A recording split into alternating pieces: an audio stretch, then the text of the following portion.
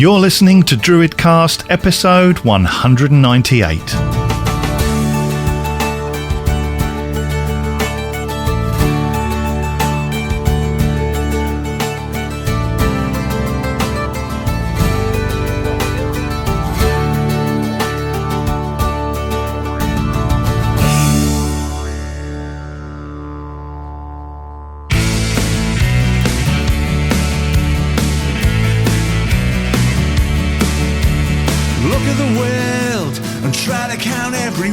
You really feel you're the only one who's been so down you think you'll never ever find your feet. To know yourself is really where it's at, but to know the truth can sometimes send you mad. To open a door you're gonna have to turn a key, can't you see? Ooh yeah, you're the universe, you're a universe, you're a universe.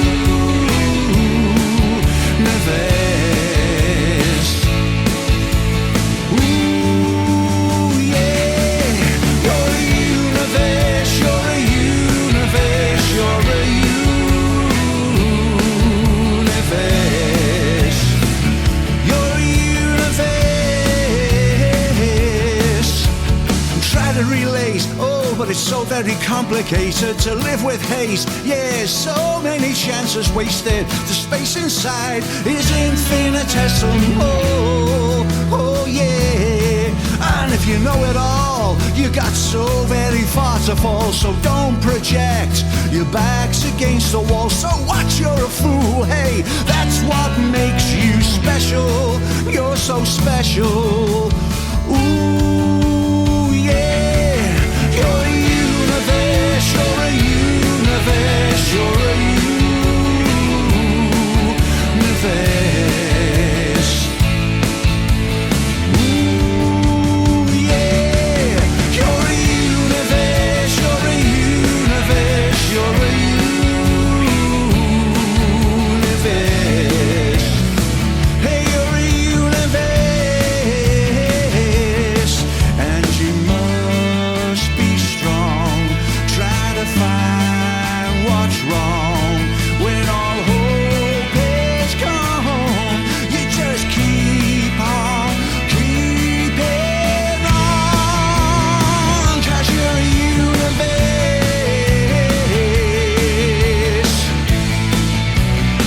Yeah, you're a universe, and you must be strong. Try to find what's wrong when all hope is gone. You just keep on keeping on, 'cause you're a universe. There's nothing you can feel that can't be talked about. There's nothing deep inside that can't be inside out. There's nothing you can do that everybody doesn't do. Oh yeah, because everybody's got to learn to sink or swim. Give or take a few millennium. The night is dark, so what? Let your light shine through. Do it just for you. Ooh yeah, you're a universe, you're a universe, you're a universe. Oh yeah. Ooh yeah, you're a universe, you're a universe, you're a universe,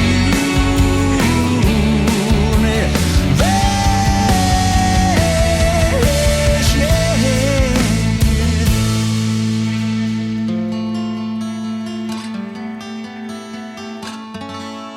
Hello my friends and welcome to DruidCast episode 198. I am your host Dave the Bard, and DruidCast is brought to you on or around the 20th of the month by the Order of Bards, Ovates and Druids. If you want to find out more about the Order and our courses, you can do that on our website, which is at druidry.org. Opening the show, you heard the song Universe from the latest album Future Meets the Past by our good friend James J. Turner. And don't forget, you can find links to all of the artists featured in DruidCast in the show notes. Well, let's get on with the show. This month's Talky Bit is with Maria Eade Weaving, who has just had the most beautiful book published called The Essential Book of Druidry. Now, Maria does so much stuff behind the scenes here at the Order, but if you have emailed the Order with a question about Druidry, it may well have been Maria who answered that question. We talk about her life, how she came to the Druid path, the Wheel of the Year, and her relationship with Deity. So grab that cuppa and enjoy this month's interview with Maria Eade Weaving.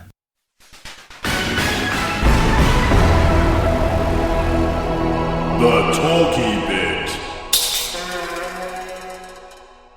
So I am here on Zoom with Maria Eade Weaving, who has an incredibly important roles within the Order, but they're often, I think, kind of in the background unseen. So I'm really happy that I've got you on DruidCast and we can actually explore a bit about yourself and your path to Druidry. So welcome, Maria. Oh, it's lovely to be here. Thank you, Dave. Okay, so let's get straight into it, shall we? So tell me about Maria as a child and where your interest in Druidry came from. Well, Maria as a child was baptised in the Church of England, Right. But was actually brought up a Methodist. So my mum used to go to a tiny little Methodist chapel in our village, and I was introduced to Sunday school when I was 4.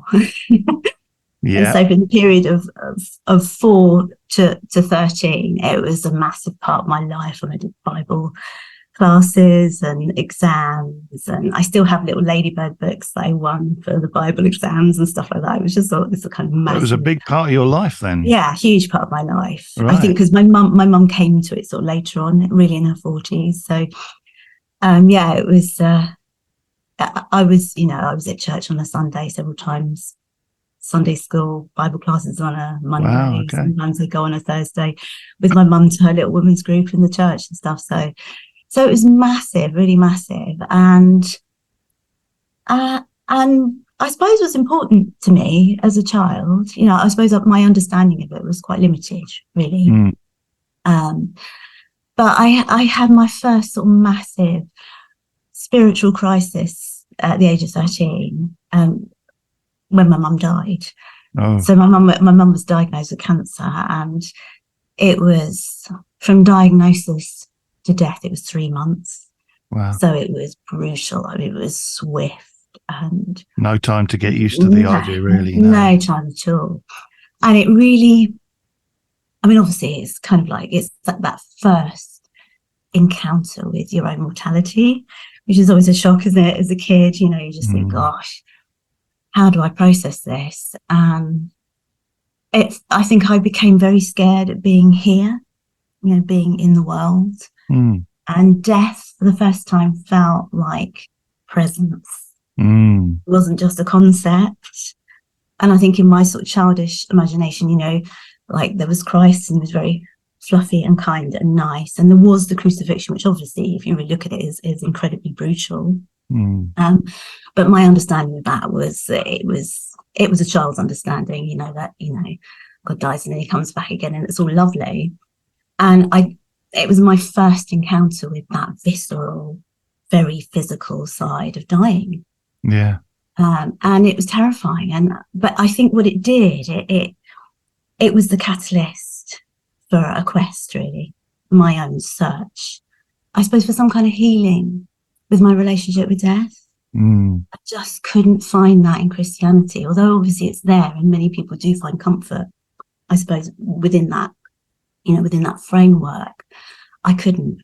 No. So it sent me off on this journey.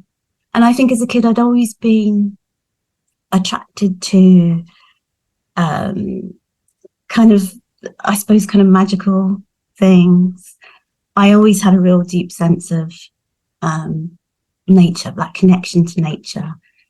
And I suppose I wouldn't have articulated it, but I think I was feeling the divine in nature.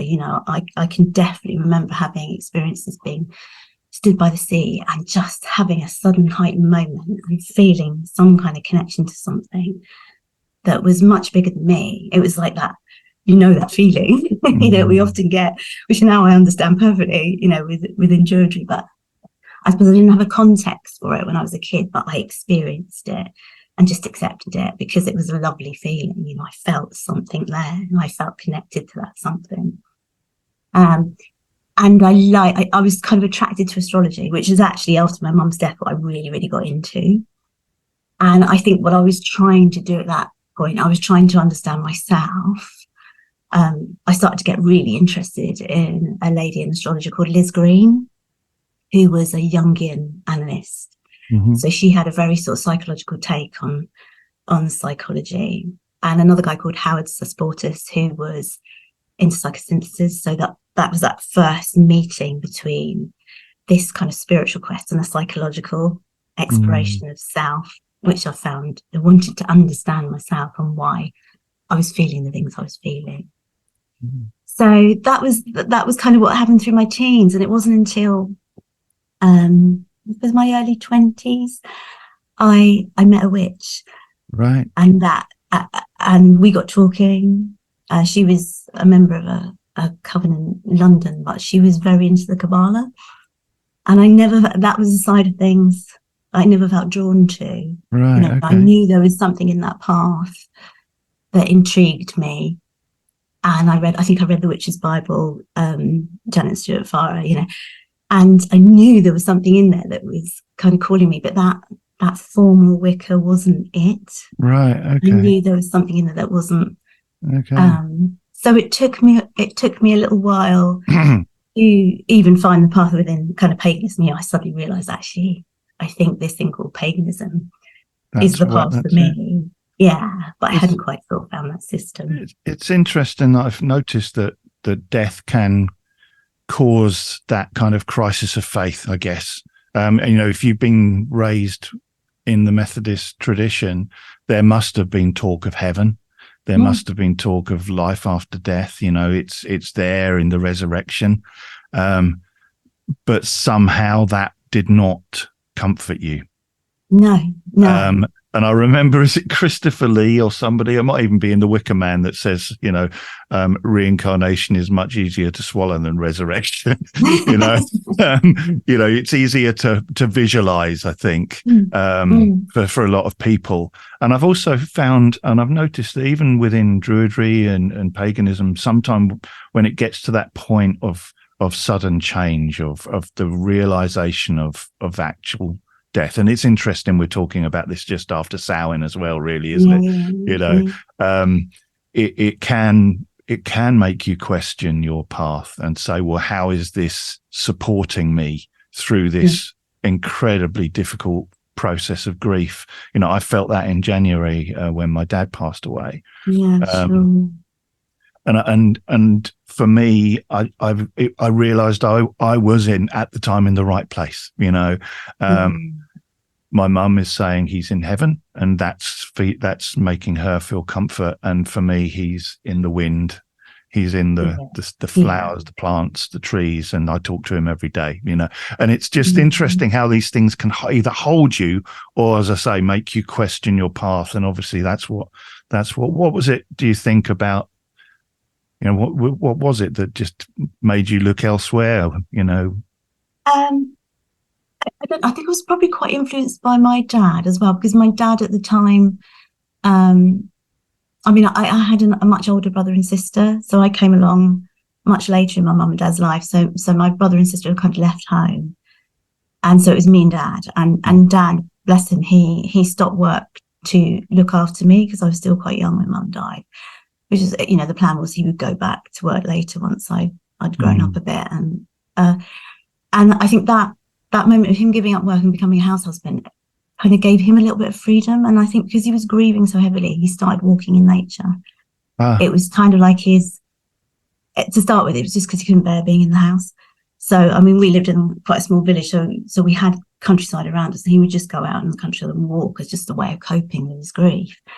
And of course, what became a coping kind of mechanism became a passion. He started to really love walking in nature. And then, of course, he was learning more about trees and plants and wildflowers, and I'd go walking with him and he'd tell me all about these things. So so that idea of walking in nature and being with nature, and my dad's kind of relationship with nature, I think was hugely helpful for me. So I think that probably planted a few seeds, you know, even though I think it was always there in me, that kind of love of nature. I think having dad there at that point after mum's death was really helpful, and it was the first kind of little trail to follow for me, kind of into the woods. Yeah, right, absolutely. You know, just his love in nature, and he became very interested in things like Taoism. So again, which is, you know, that kind of pagan thing, that kind of that spirit of nature, that's something that flows through nature, which I think he felt, you know, extremely. He didn't become a Taoist, but I think he liked that idea. He just liked it, you know, he wanted to feel that sense of connection to nature and the sacredness in it. Yes. Even though he didn't follow a particular path, you know, it was his path. Yeah, so that was what. Sorry. So that really, I think that directed me in a certain way, and So I suppose the call of nature, really. It was, and that moment changed things for you, and we ended up with you meeting a witch who was into the Kabbalah. So sorry to interrupt you, but I thought it was interesting to explore that aspect. So what happened then? So you found. Well, I kind of knew that I knew there was something in that path that I wanted to explore. I knew, I mean, Kate, the lady that you know, kind of lent me all these books, and we had really good chats. She had a very kind of intellectual way of dealing. I should think why she liked the Kabbalah. It was that it was a system. Yeah. And for me, it didn't feel quite right. So I kept reading. I ended up reading the books of Marion Green? Marion Green, yes. Yeah, Marion Green. It was way back now. Yeah. She had a little correspondence course. So it's just kind of like a postal course. So I did that. So it was a way of exploring, because I knew I've got to explore this on my own, you know. It was kind of back in the day, no internet. Mm-hmm. So it was quite hard to find people who were into the same thing, you know. So I was just reading. I did Marion's course. I can remember sort of setting up a little shrine in my bedroom and then not knowing what to do with it. I thought I really liked the idea of having this space, kind of decorating, and then just sitting in front of it. I thought, you know, what do I do? Sort of twiddling my thumbs. I wasn't quite sure what kind of system there was that I could work within. Yeah. But then I think what happened, I suppose in my late 20s, I went to do a degree. I went back as a mature student and I did a lit degree, but I had the opportunity of taking some sort of floating modules in other subjects. And I found a module called The Female Face of Religion. I just thought that sounds really intriguing. So I signed up for that. And of course, it was exploring kind of goddess spirituality, and particularly in that kind of political sense of like Starhawk, Carol P. Christ, all that kind of goddess spirituality, basically. And that was the first big revelation. There. Yeah, suddenly that was that idea that, and I had kind of danced with it before. I remember reading Caitlin Matthews' lovely little book, The Goddess. It was like a little, you remember the elements of the elements of the goddess? Yeah. Yes, yes. It's such a lovely little book, and I remember reading it and thinking like, but I still stood on the outside of something. I didn't quite know how to step in and really experience it. I suppose because you are brought up within a tradition, which is it is a male god, and it's a very prescribed way of looking at God, which is fine for people who are in that. But it's like, I think it ended up being a little bit of a barrier to me exploring that. I didn't know whether I could. It felt a little bit, you know, dangerous. It's a big step, those kinds of things. I think if you've been brought up in a tradition. I remember, I think I was talking to Jason Mankey last month, and we were talking about our first experiences of Pan. And when you've been brought up with this idea that cloven hoof and horn means the devil, and suddenly you're saying, actually, no, it's not. It is a big step to just say, actually, I will drop that baggage and I will explore this in a new way. And I guess that's the same with you, you know, similar kind of thing with yourself. Yeah. It was that moment of like maybe maybe this is what I need to do. I just need to, like you say, you drop those assumptions that you have and just be open to something. And I suppose it was quite a safe environment to do that because it was like an academic environment. So you feel a little bit upset, but I could feel myself being kind of pulled into it. And that was really the beginning, because I knew I was a deity kind of girl. You know, I think having grown up in that environment where deity was very much a part of your life, I think once I'd had that crisis and I walked away from it, there was this huge gap that needed to be filled. I felt like I wanted that relationship with deity. I just didn't know what kind of shape that would take now. You know, it's one of those things like, what is this? How do I? But that was the beginning. But it's so funny you talking about Pan, because I had the most extraordinary experience as a kid of waking up in the middle of the night and in the dark, seeing on the wall opposite my bed, it was almost like a sort of a light and shadow projection on the wall of a man's face with two little horns. And of course, at that stage in my life, the only horned figure I knew Yes. was the devil. Yes. But I can remember having this feeling where I can remember sitting up in bed, almost like effortlessly. I think I was probably asleep, but I thought I was sitting up and feeling this lovely, warm, benign feeling coming off of this very jolly face on my wall. Yeah. And much later on, I look back at that now and I thought, that was maybe the first encounter with, God in a different way, Absolutely. And I remember seeing those pictures and I looked at them and I saw this image that for years, as we've said, have been said, no, this is the devil. And I looked at it and I thought, no, you've got this wrong.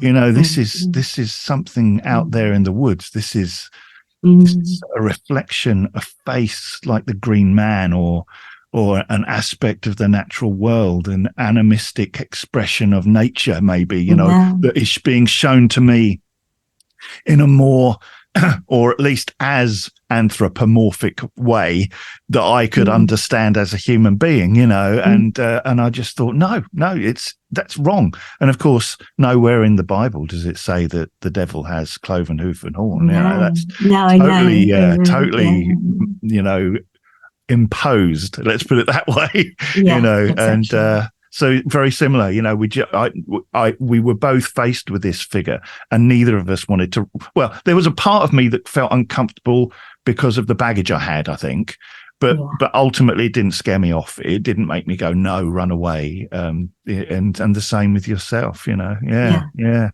that curiosity draws you in the end. It's almost like, and I think that's probably what the whole of my pagan path has been. It's about being given permission to explore. Yes. Because you always know that you have a feeling. I think when something's imposed on you, a system, the bits you feel uncomfortable about and you push against. And I think when you're in that situation, it's good to be able to give yourself permission to say, well, I want to challenge this or explore this and see how that feels. Because the bottom line is you really are reaching to find your own authentic relationship with nature, with the divine. With the great big whatever it is. Yeah. It has to be yours, doesn't it? It's like when it's not yours, when the shoe doesn't fit and it's uncomfortable on some kind of level. I think it's awful to have to stay in that place. That doesn't seem to me to be the purpose of spirituality.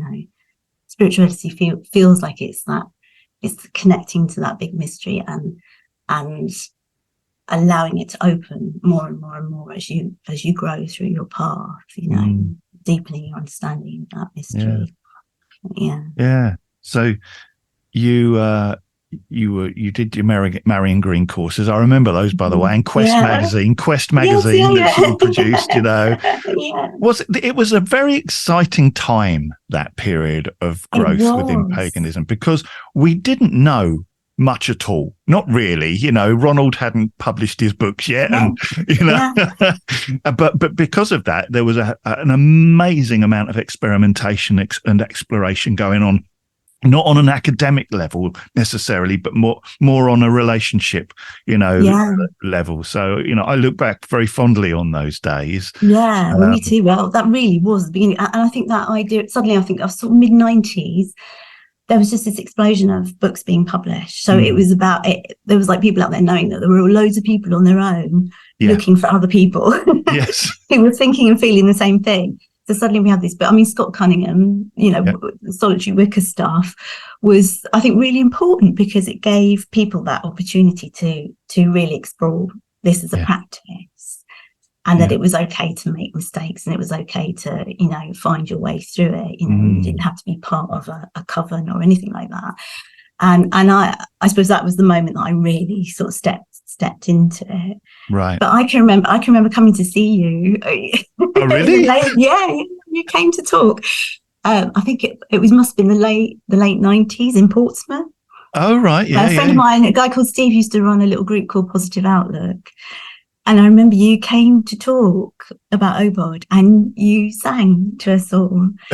And my memory is that the first thing that we did, we chanted the Arwen. You got everybody to stand up and chant the Arwen. So that was the first time, although like I'd come in through Wicca. Suddenly that was that thing that's there's this other thing called Druidry. Yeah. From your talk. That's amazing. You do these things and you don't know, do you? You don't know what happens afterwards.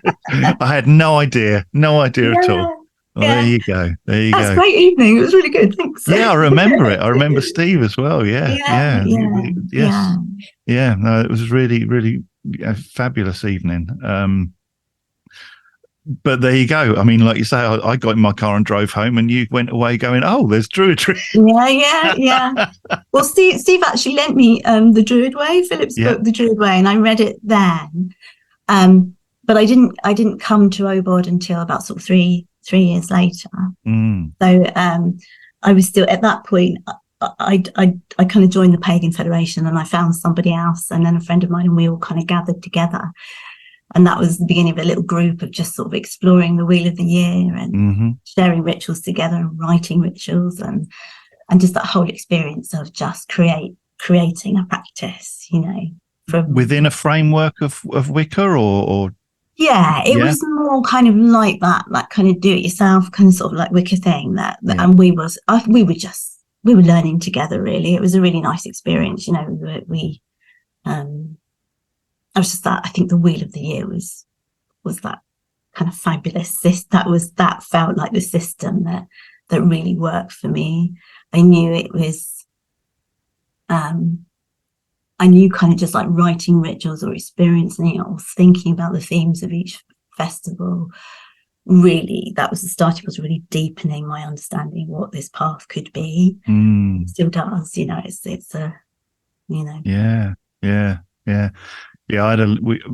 about that time I had a little eclectic group as well of people who were all searching. None of us had become members of anything. And it was very exciting times because we were just looking around and feeling and going off to the woods at Imolg and freezing our asses off, but lighting our candles to Bridget.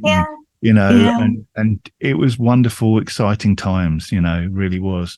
And then so from there, you obviously somehow found the Order of Bards, Ovates and Druids and got involved with there. So what was that process?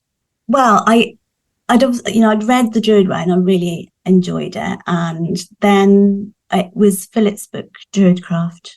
I read that because obviously it was that kind of blending. I wanted to explore the path, and I thought, this would be interesting just seeing what Philip's got to say about blending the two.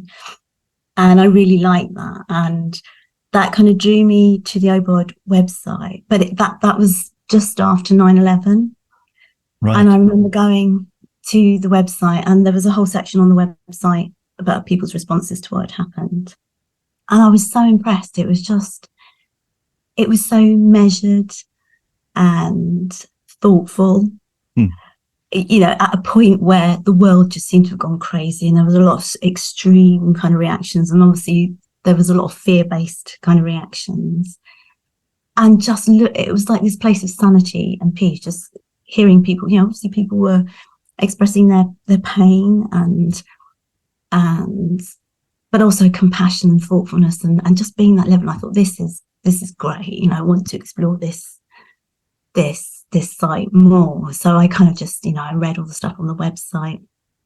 And then, as I said in the book, at the beginning of the book, I kind of, at that point in my life, I was trying to decide whether to do an MA with the Open University or do the OBOD course. And I really didn't know where I was going to go. I kind of, I was at a bit of a crossroads. And I write at the beginning of the book about my experience with this little wren in Cornwall, just after the winter solstice. Yeah. And that was that moment where I kind of got up early in the morning to this kind of absolutely beautiful sunrise. We were in a little cottage next door to St Nectan's Glen, which is still one of my most favourite places ever in the world.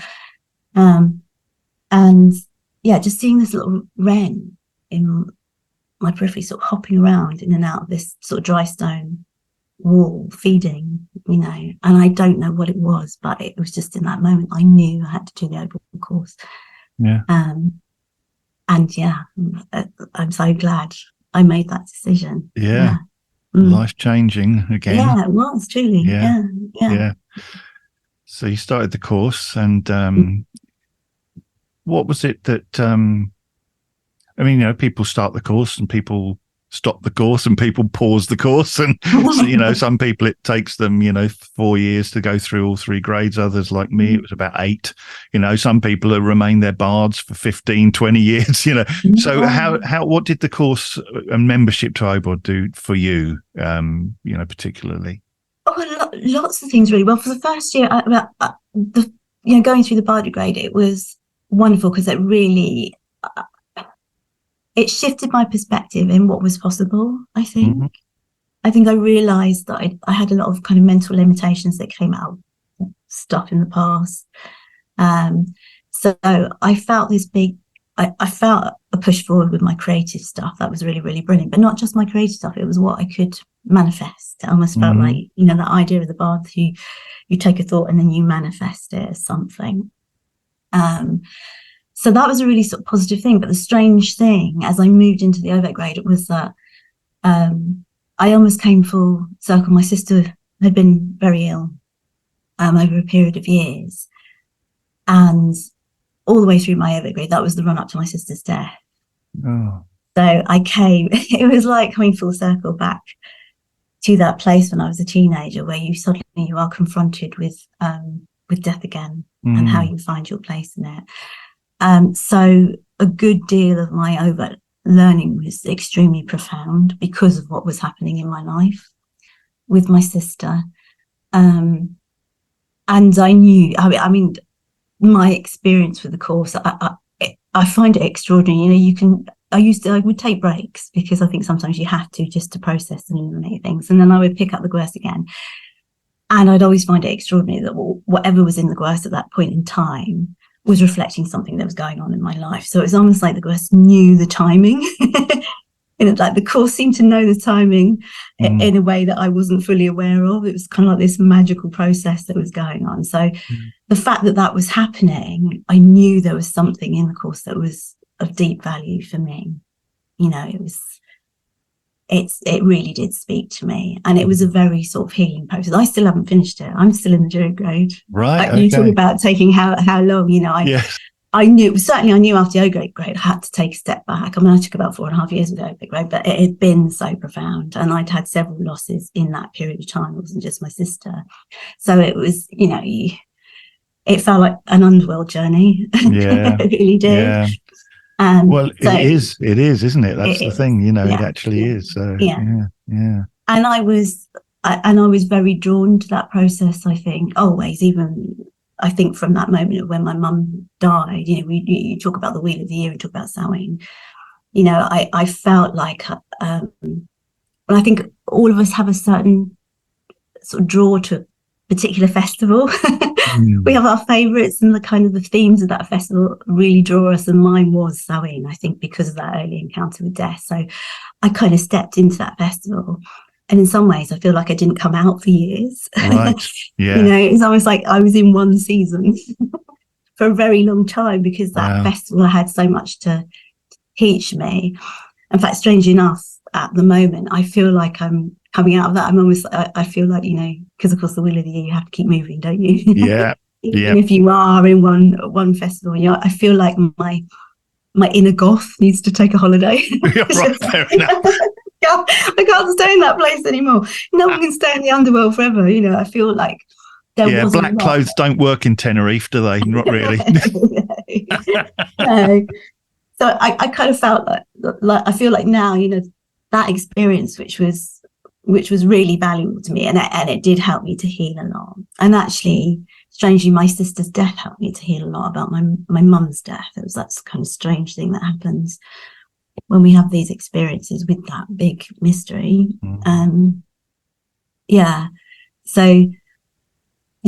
But I feel like I'm moving to so you're still working your way through the Druid I'm still working my way through, which feels absolutely right. I always say to people, because I get a lot of messages from the Facebook page, and I think sometimes people feel like they have to, how long does it take to do this grade? How long does it take this to? And I say, don't worry.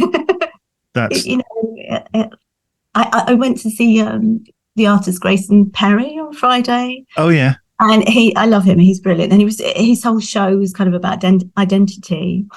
But at one point he was talking about the subconscious, and he kind of had all the lights in the auditorium turned off, and he lit a candle, and he said, this little candle, this is your conscious awareness. And then he was saying, and then this massive darkness of the auditorium, that's your subconscious. And I think that idea that you build a bridge, don't you, in our spiritual work between that place and our little selves. I always call it the little and the big self. The little and the big self, yeah. The little and the big self. And I feel like the big self, that big dark auditorium, like the Gwers has a relationship with that big self that can see the bigger picture and knows the pace that you should be going at, and knows, there are points in time where you will process that thing, and then you'll have a little fallow period or a little break, and then you will move on. So I've always trusted the process of the course. Yeah. I've always felt like I've been guided through it. Well, it's a hard one to get your head around. If you say courses, it's like, okay, well, I get my 12 months and I've got to finish it in 12 months. And, the absolute truth is that the journey is more important than the arrival, the arrival is important. And then at the end, when you arrive, you go, oh, there's more. It never stops. Never stops. Absolutely. Yeah, but I love that, because you are always learning, and it's always that thing, isn't it? I'm a Gemini and I love systems. Oh, I'm a Gemini too, Maria. Oh gosh, you love systems. Yeah, I love them. I love a good system, but I always found I would kind of create a system for myself. And then within seconds almost, it was like the system was undermined, because I'd suddenly think of something out that didn't fit into the system. So I'd have to kind of deconstruct everything and then start it again. And then after a period of time, you realise that the system is not the thing. Yeah, spoken like a true airhead. Well done. This system is just a tool. So it's like the system might be finite, but the journey isn't, the thing isn't, the kind of your relationship with the mystery isn't. It goes on and on and on, and you feel like you crack something and you understand it, and then suddenly you feel like you don't understand anything. It's right. It just doesn't fit in the right boxes, and I think that's the thing with spirituality, is that I think sometimes we look to history, we look to all things that actually happened. We try and place Samhain in a place back then where it must have made more sense, because that's when they started working with Samhain. And then you realize that you can't fit these things in boxes. People change, times change. I remember seeing there recently on Facebook, might have been elsewhere as well, but there was this this kind of meme that was going around of, if anyone tells you that Samhain is all about the thinning of the veil, then treat them with distinct suspicion, because nowhere in the past did it say that. That's a modern invention. And I just read that and I think, do you know what? Not every truth happened in the past. maybe if that is true, and it is something relatively new to our paths. Maybe we've stumbled on something pretty damned important, and you don't throw it out just because you didn't practice it. No. I mean, I'm absolutely. I agree with you absolutely. I mean, I feel like, maybe I wasn't that interested. Maybe it shows in my book actually. But I wasn't that interested in the part of rooting it in history. I mean, I'm interested in Celtic things, but I'm also interested in all sorts of other things.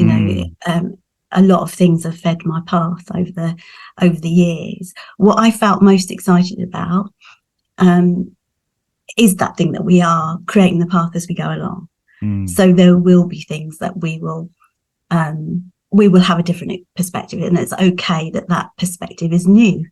I get that desire to find a wisdom in our past, because I think people have that sense that maybe we've gone off a path and we've lost certain things and we want to reclaim something. But I'm also fine with that idea of like, it's totally new. I could never understand the lineage thing in Wicca. I thought, what are you all worried about? There doesn't have to be that unbroken thread, because as I say in the book, my unbroken thread was just to all those beings that went before. I had that thing where it wasn't just the Celts that I was feeling that interest in. It was like those people in that primordial forest that were having human experiences, and were still having those human experiences. And yes, our cultures probably were very different, or in some instances they might have been the same.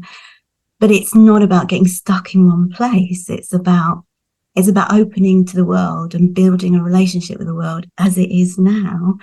So you've mentioned a book, and I've been really rude. We've got half an hour into this conversation, and I haven't even mentioned your book. But I've been fascinating with your life. So there we go. So The Essential Book of Druidry, Connect with the Spirit of Nature, Maria Eve Weaving. It's a beautiful hardback book, fully illustrated in colour.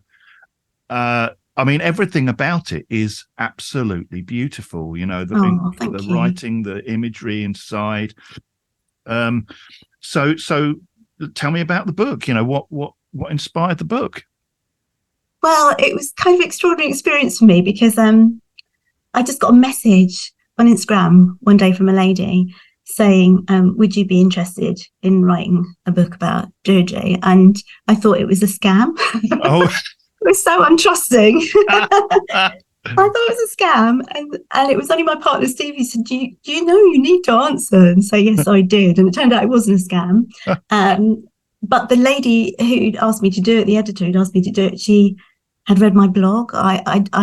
I've sort of written a blog, I suppose, since about 2010. Mm-hmm. And it started when I lived on the Isle of Wight at that particular time. And the Isle of Wight I love the Isle of Wight. I used to go there for holidays when I was a kid, because I lived in Portsmouth just across the water from it. But kind of moving there, it's such a beautiful landscape. And I felt so connected to the landscape that at that point in time, I was spending a lot of time walking in it, being in it, doing rituals in it. And that was really kind of inspiring me to write. So that's really what my blog was. My blog was just kind of loads of posts about kind of having that conversation with nature. Yeah.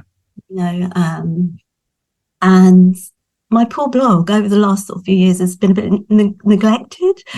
But the incredible thing about the internet is that once it's out there, it's out there. And this lady kind of discovered it and read it and said, we think it would, you'd be a good person to read this book. I mean, they do a whole series of introductory books to kind of things like shamanism and Wicca and crystals and whatever. So they wanted one from Druidry. So I thought, this would be a lovely thing to do. So, Yeah.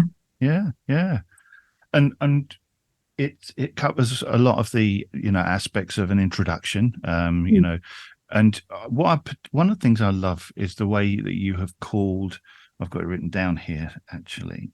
Yes. So you have the 3 grades in Obod, Bard, over in Druid, and those 3 schools, if you like, probably go back.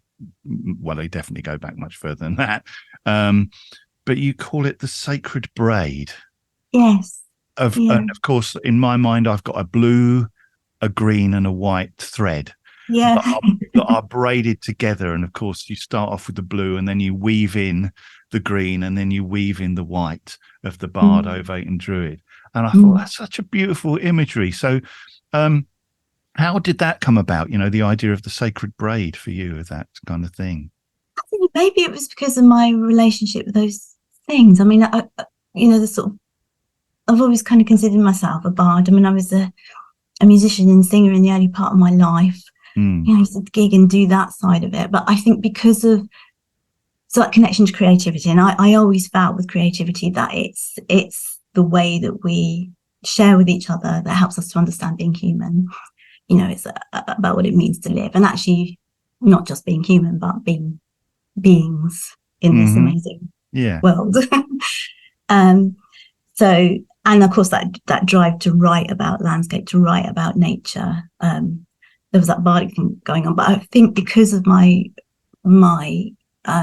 encounter with death so early on, that ovate side of things, that for me, that underworldy journey to find healing, that urge to know myself more deeply, to build a deeper relationship with everything around me, including myself. There was that kind of ovate thing. So I felt those two things very strongly, kind of wrapped around each other in my life. And I suppose with it was the Druid grade I felt the least comfortable with. But as I got older, I don't know, that kind of sense that all of those are woven in my life and always have been to one degree or another. And I like that idea of a plat because, well, I like threes. All good Druids do. Yeah. I like that three thing, but also that it's the never-ending journey. It's that never-ending knot, isn't it? It's that idea that you. And I think I remember you saying that you got through the grades and then you went back and you did the bardic grade, or you reinitiated in the bardic grade because that's what you really felt. And I think that sense of like that journey, that where they're all interwoven and there's no beginning and no end. You know, we might start with the bardic grade, but it isn't really the starting point, is it? There is no starting point or finishing point. So a braid seemed to be a good way of explaining that. You know, it's a lovely way. I've always said it's like the bard is a foundation, and the ovate is built on that, and then the druid built on that. But of course, the ovate never stops being a bard, and the druid never stops being an ovate or a bard. And actually, if you stay a bard, it doesn't mean that in a way. I think sometimes the word grade doesn't do it any favors. No. To me, they've always felt more like schools, different schools of teaching and different schools of thought, and one definitely builds on the other, but you don't sort of like go from grade 1 to grade 2, a bit like you do in Wicca with the three grades in Wicca. And of course you kind of second degree, maybe you leave, it's somehow more important, whereas in Druidry, ovate is not more important than bard. It's just different, and you don't leave the thing behind, and it's not a hierarchical structure as well. So the weave thing, it kind of like you start with the blue, and then you weave in to the blue, the green, and you weave into the blue and the green, the white, and then that continues to weave, and that is all three. Hell, if that's where you go, you may stay and keep the blue the blue thread, and that's absolutely fine. And I just thought that was a beautiful image and way of explaining it. So hurrah for you. That was fantastic. Thank you. And you go into the Wheel of the Year in the book as well. We've touched quite a lot on the Wheel of the Year. Do you have a favorite festival? Well, as I said, it used to be Samhain, but I mean, a lot of my Wheel of the Year work is very closely linked to my deity work. So I tend to have deities that I work with through the wheel, but I also do it. I do that monthly through the moon. Okay. So the deities that I might work with, or I might associate with, I don't know, a waxing crescent moon, I also associate with like Imbolc.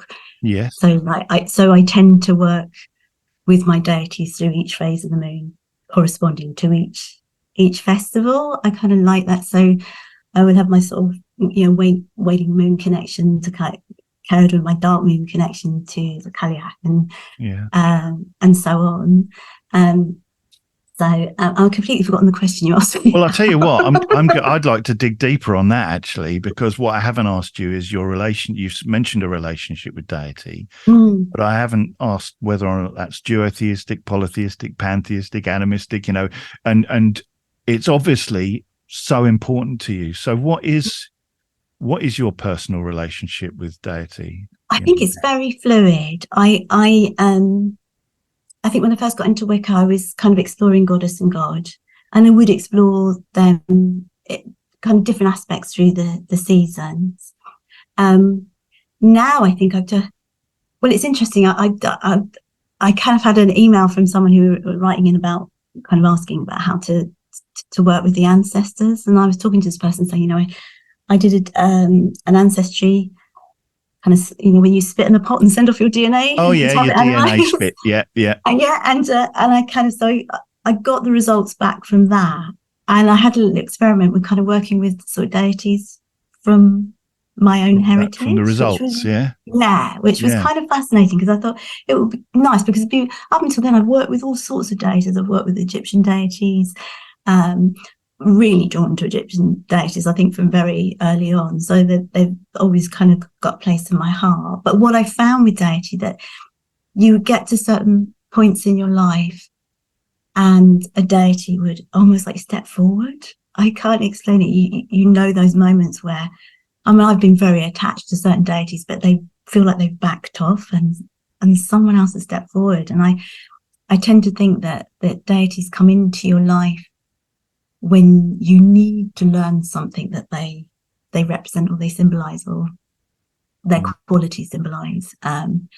So again, I've learned to trust the process.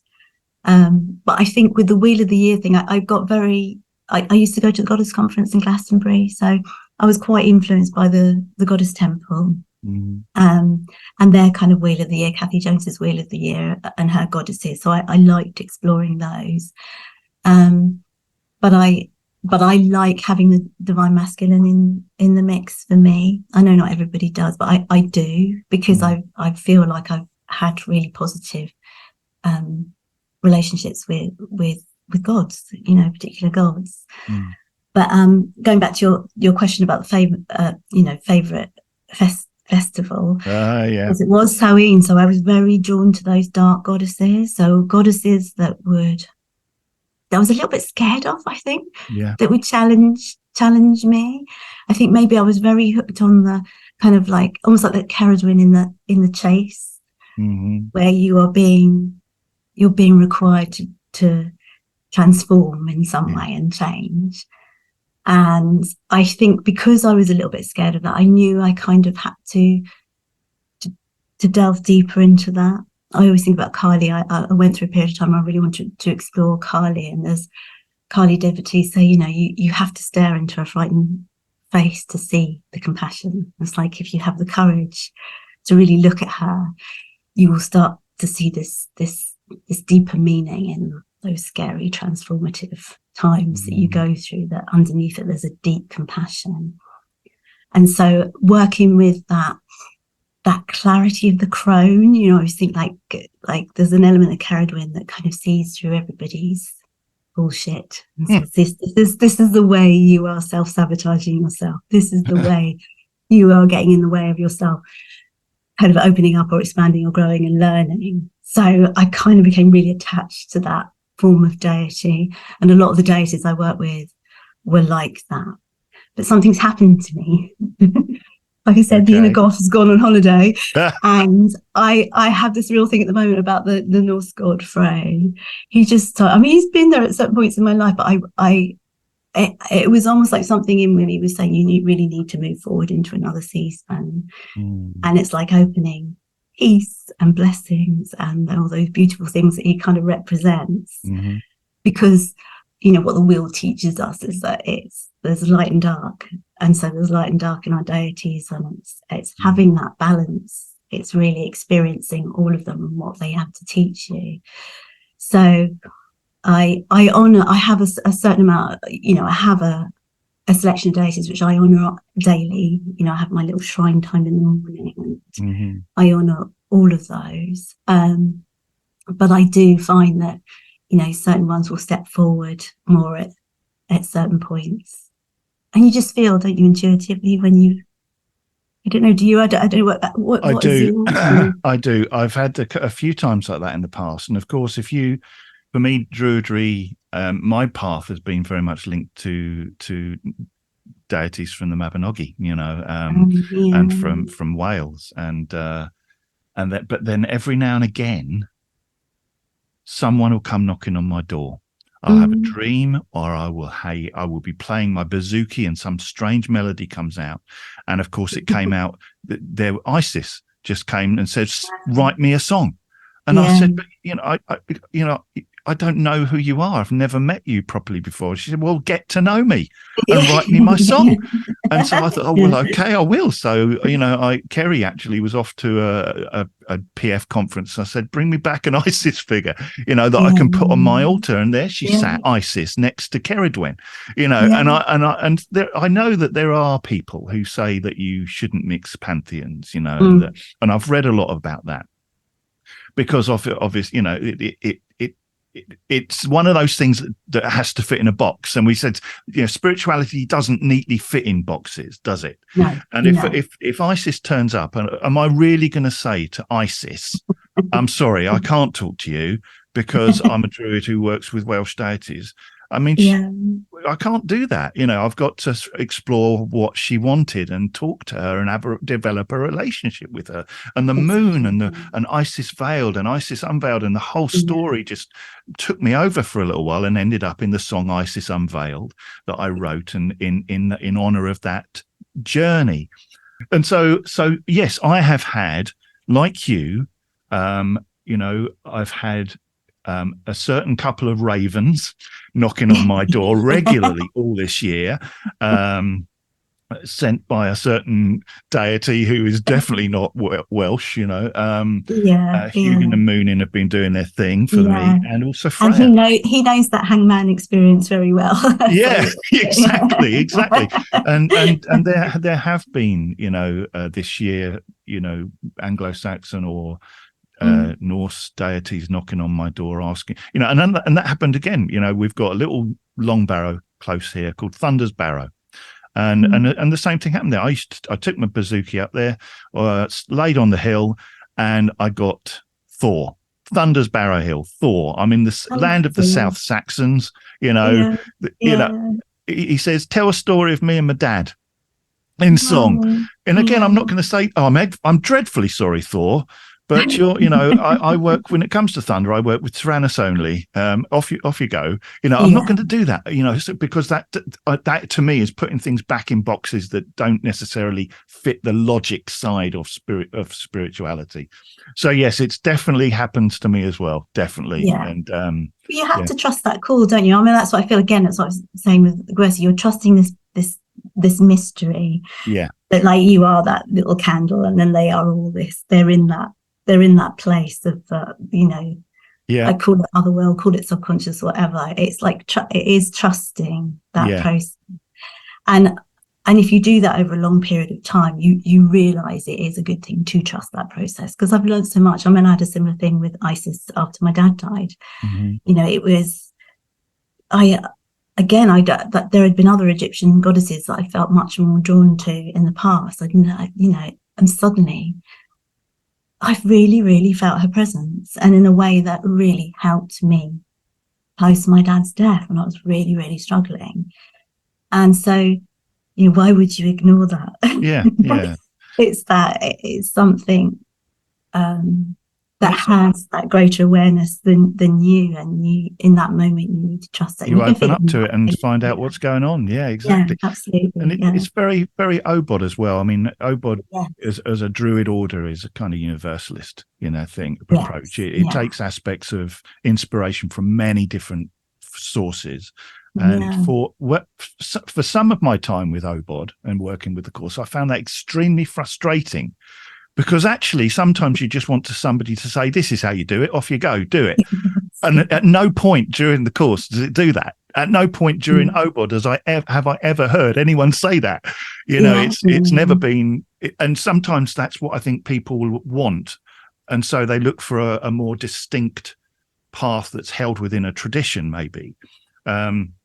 But over the years now, I can see the absolute beauty and poetry in allowing openness of part of the path to develop within the individual druid of the order. Well, I guess as well, it's like I always found with Obod, it kind of it's like making peace with uncertainty, because I think sometimes, you know, certainty. I'm always very distrusting people who are super certain about things. I'm always a little bit scared about people who are that certain, because I've always felt, well, you know, I know why people are like that. I think there's a sense of safety. And I think particularly in a world that can be very, very frightening and scary and confusing sometimes, having a system that's just certain help you to feel safe. But I think in the long run, it doesn't make you feel safe, because I think that fear remains. And I think you have to trust that kind of, you have to trust in uncertainty. I used to say when I lived on the Isle of Wight, it was like it was a landscape that the whole of the island, certainly south side of the island, like the rock was on top of it was blue clay. They used to call it the blue slipper. And of course, all the weight on top of that, quite often the land would just slip off into the sea. Yes. So you'd be walking along and something that seemed sort of certain, suddenly like a massive great chunk of the land would just fall off and collapse into the sea. And in being in that landscape and living in that landscape, it helped me to trust in uncertainty, that it was okay, that things will change and they will shift. You know, I'm not totally resolved with that, because sometimes I do get really scared of change, and it is a frightening process, but it did teach me just to keep trusting in that process, you know, keep trusting in that movement and that change. And it's okay not to know everything. It's okay not to have a perfect system, even though my Gemini heart really wants one. It's okay. It's okay to keep shifting and moving. And good things come from that. Embrace uncertainty. Well, that's a good place, I think, to maybe end. I've been talking to you for an hour, my word, but it's been fascinating. It's been fantastic. It's been brilliant. Your book is available on all of the bookstores, but it's also available from the Obod bookstore at druidry.org. Any more books on the horizon, or is that you know? No one's asked me yet, but I've got some little things that I'm cooking in the pot in my head, some things I'd like to write about. So yeah. Hopefully, watch this space. Well, thank you for talking to me, and also, Maria, thank you for everything you do for the order, because you know there are people who are at the front where everybody sees, and I know how much you do. And so, you know, on behalf of me and everyone in the order, you know, you're very much appreciated. So thank you. Oh, bless you, Dave. Thank you. I really appreciate that. Thank you. And I'll see you along the road. Yes, we'll do. Thank you. Falling from the hill, an ancient path along it all will flow.